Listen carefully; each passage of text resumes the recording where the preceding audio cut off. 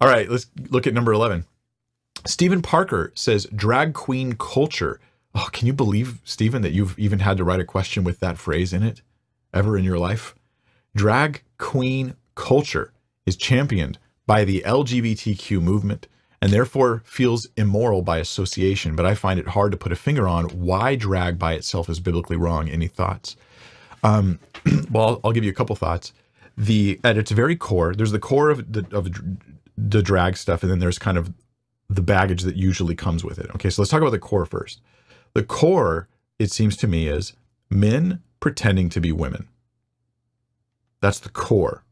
And you could say, well, some of it might be women pretending to be men. Yeah, but really what we're dealing with mostly is men pretending to be women when it comes to drag stuff, right? Men pretending to be women. That is inherently wrong. Like at its core, it's inherently wrong. And here's a few reasons why. God made them male and female in Scripture. Throughout the Old Testament, we're told that male and female roles are actually different. In the law, God actually forbids men from wearing women's clothes and vice versa. All right, a man shall not wear anything pertaining to a woman shall not wear anything pertaining to a man. This doesn't mean women can't wear pants. There are women's pants, okay? Right? There are women's pants, and there might be even some clothes that are gender neutral. But what you don't do is you don't put on a dress to imitate a woman. Now, Mike, we're not under the law. We're not under the Old Testament law. Oh, I don't think we are. But I think that it is that law to Israel was based on a principle that God made them male and female, and that these are meant to be different things. In the New Testament, we also have statements against effeminate men acting like women. We have statements against the changing of gender roles in Ephesians, in Colossians. We have that men, this is your role in marriage. Even women, this is your role in marriage. We have Romans that talks about how it's a depraved thing, it's a depravity thing for men to treat other men as women, sexually speaking. Okay, so for homosexuality, that is actually an immoral thing. And drag queen is based upon the same principle that it's okay to switch genders, basically. It's okay to mess up God's gender plans. That's a major, like at its fundamental base, it's immoral. Being a drag queen, it would be immoral at its fundamental base. That is to say, not, ooh, ick, I'm so disturbed, and oh, my Christian principles are bothered, and I'm so annoying, society can't handle me. Like, that's not the point.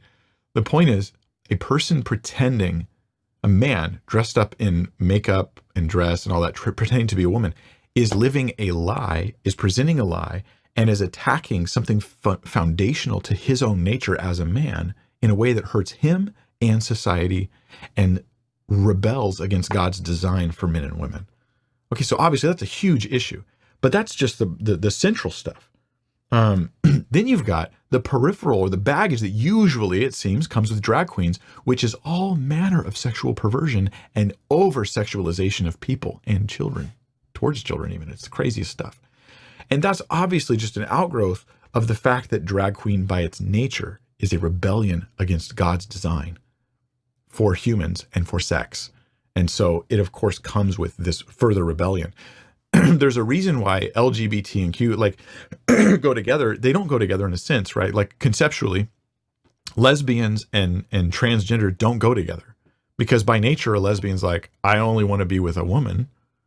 And a transgender by nature is saying, I'm a man who can just be a woman because I say so.